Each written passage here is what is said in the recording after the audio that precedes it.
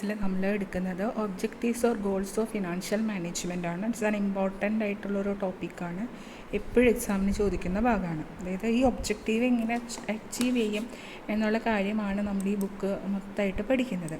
അപ്പോൾ പ്രധാനമായിട്ട് രണ്ട് ഒബ്ജക്റ്റീവാണുള്ളത്, financial objective and non financial objective. Financial ഒബ്ജക്റ്റീവിൽ വന്നത് profit maximisation, wealth maximisation and value maximisation.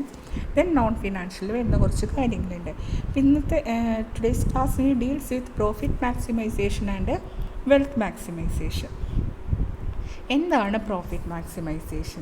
ഒരു കമ്പനിയുടെ പ്രോഫിറ്റ് എന്ത് ചെയ്യുക, ഇൻക്രീസ് ചെയ്യുക, മാക്സിമം ആക്കുക, അതാണ് അതിൻ്റെ അർത്ഥം. അതായത് ഒരു ഫേമിനെ സംബന്ധിച്ച് അതിൻ്റെ മെയിനായിട്ടുള്ള ലക്ഷ്യം എന്ന് പറഞ്ഞാൽ ഇൻട്രസ്റ്റഡ് ഗ്രൂപ്പ്സ് ഉണ്ടാകും അല്ലേ, share holders, debenture holders, loan തന്ന ആൾക്കാർ, ദെൻ കസ്റ്റമേഴ്സ് എന്നൊക്കെ പറഞ്ഞ് കുറച്ച് ഇൻട്രസ്റ്റഡ് ഗ്രൂപ്പ് ഉണ്ടാകും.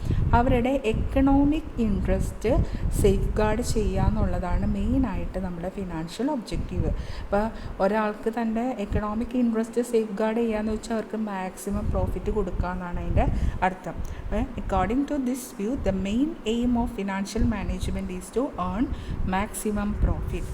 ഈ പ്രോഫിറ്റ് മാക്സിമൈസേഷൻ ഒബ്ജക്റ്റീവ് എന്ന് പറഞ്ഞാൽ, പ്രോഫിറ്റ് എന്ന് പറഞ്ഞാൽ നമുക്ക് മെഷർ ചെയ്യാനുള്ളൊരു സ്റ്റാൻഡേർഡാണ്. ആ സ്റ്റാൻഡേർഡ് വെച്ചിട്ട് കമ്പനി സക്സസ് ആണോ എഫിഷ്യൻ്റ് ആണോ എന്നൊക്കെ നമുക്ക് അറിയാൻ പറ്റും.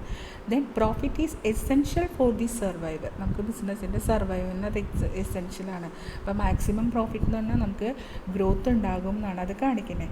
സോഷ്യൽ വെൽഫെയറിന് പ്രോഫിറ്റ് മാക്സിമൈസേഷൻ ഇമ്പോർട്ടൻ്റ്, കാരണം നമുക്ക് സൊസൈറ്റിക്ക് വേണ്ടി എന്തെങ്കിലും ചെയ്യണമെങ്കിൽ പ്രോഫിറ്റിൻ്റെ ഒരു ഭാഗം മാറ്റി വെച്ചിട്ടായിരിക്കും നമ്മളത് ചെയ്യാം. Maximum profit means maximum return to the share holders.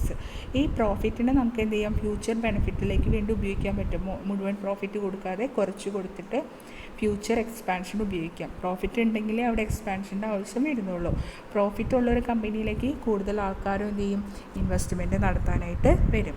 പക്ഷേ ഇതിനും കുറേ ക്രിറ്റിസിസം പറയുന്നുണ്ട്. ഒരു പ്രോഫിറ്റ് മാത്രം ലക്ഷ്യമിട്ട് നടക്കുന്ന ഒരു കമ്പനിയാണെങ്കിൽ അവിടെ എക്സ്പ്ലോയിറ്റേഷനോ വർക്കേഴ്സ് ആൻഡ് കസ്റ്റമേഴ്സ് ഉണ്ടാവാനായിട്ട് സാധ്യതയുണ്ട്.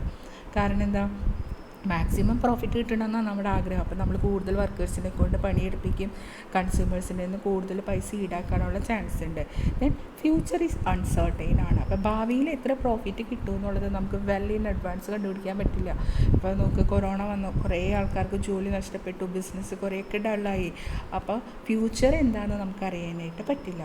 ടൈം ഫാക്ടർ എന്നുള്ള കാര്യം ഇതിനകത്ത് കൺസിഡർ ചെയ്യുന്നേ ഇല്ല. അതായത് ഇന്ന് കിട്ടുന്ന പ്രോഫിറ്റ് 10 വർഷം കഴിഞ്ഞ് കിട്ടുകയാണെങ്കിൽ അതിൻ്റെ സെയിം എഫക്റ്റ് ആയിരിക്കില്ല. അപ്പോൾ ടൈം ഫാക്ടർ അറിയില്ല.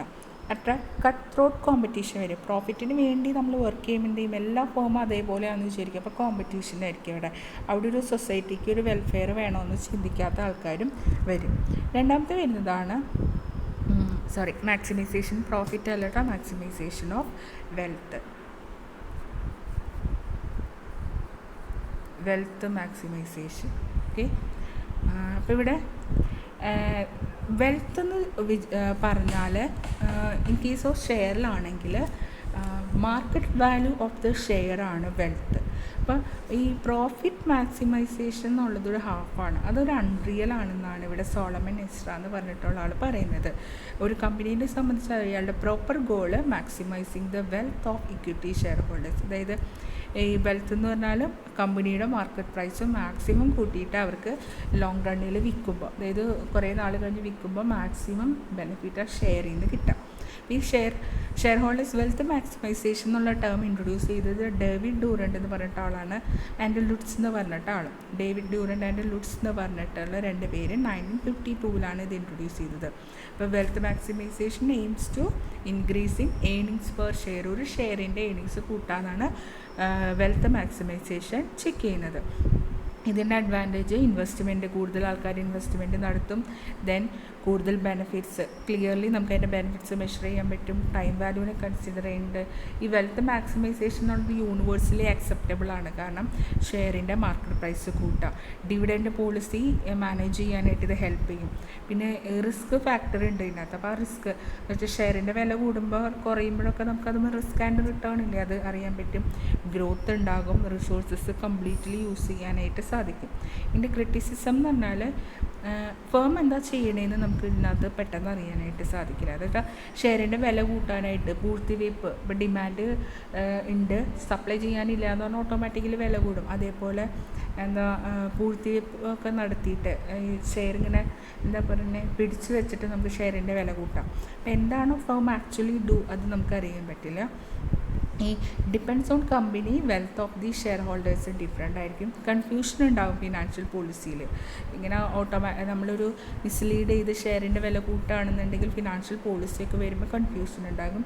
സോഷ്യലി അത്ര ഡിസൈറബിൾ അല്ല വെൽത്ത് മാക്സിമൈസേഷൻ എന്നുള്ളത്. ഇത് പ്രോഫിറ്റ് മാക്സിമൈസേഷൻ്റെ വേറെ ടേം ആണെങ്കിലും wealth maximisation is the ultimate aim of financial management എന്ന് പറയാം. പിന്നെ ലാർജ് ഓർഗനൈസേഷന് മാത്രമേ ഇത് സ്യൂട്ടബിൾ ആവുന്നുള്ളൂ. ഇനിയിപ്പോൾ ഇത് വന്നത് വാല്യൂ മാക്സിമൈസേഷനും ഉണ്ട്, നോൺ ഫിനാൻഷ്യലും ഉണ്ട്. അപ്പോൾ അതൊക്കെ കൂടി ഒരു വീഡിയോയിൽ എടുക്കാതെ അടുത്ത ക്ലാസ്സിൽ എടുക്കാം കേട്ടോ.